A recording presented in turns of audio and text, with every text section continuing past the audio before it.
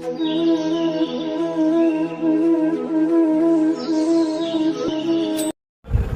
Hello guys, আজকে রান্না হচ্ছে মাছের মাথা দিয়ে বাঁধাকপি। তো এখানে রয়েছে বাঁধাকপি, তার সাথে রয়েছে কাতলা মাছের মাথা ভাজা, ওদিকে রয়েছে পেঁয়াজ কুচি আর আলু টুকরো করে রাখা, তার সাথেই রয়েছে হলুদ গুঁড়ো, লঙ্কার গুঁড়ো, নুন, চিনি, আদা রসুন বাটা, গোটা চিনি।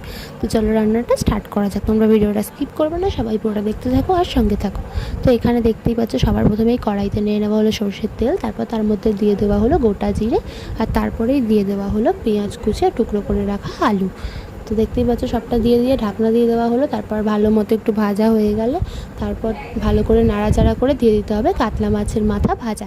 দেখতেই পাচ্ছ দিয়ে দেওয়া হলো, দিয়ে তার মধ্যে দিয়ে দেওয়া হলো বাঁধাকপি, যেটা ভাপিয়ে রাখা ছিল। হ্যাঁ, তোমাদেরকে এটা বলা হয়নি যে বাঁধাকপিটা কিন্তু ভাপিয়ে রাখা ছিল।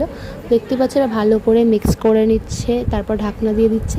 এবার বাঁধাকপিটা ভালো মতো মজে গেলে একসাথে দিতে হবে সমস্ত মশলা, অর্থাৎ হলুদ গুঁড়ো, লঙ্কার গুঁড়ো, নুন, চিনি ও আদা রসুন বাটা, যেটা একসাথে বেটে রাখা ছিল ওইটা। তো দিয়ে দেখতেই পাচ্ছ ভালো করে নাড়াচাড়া করে নেওয়া হচ্ছে, নিয়ে দিয়ে এবার কিছুক্ষণ দিয়ে দিতে হবে ঢাকনা।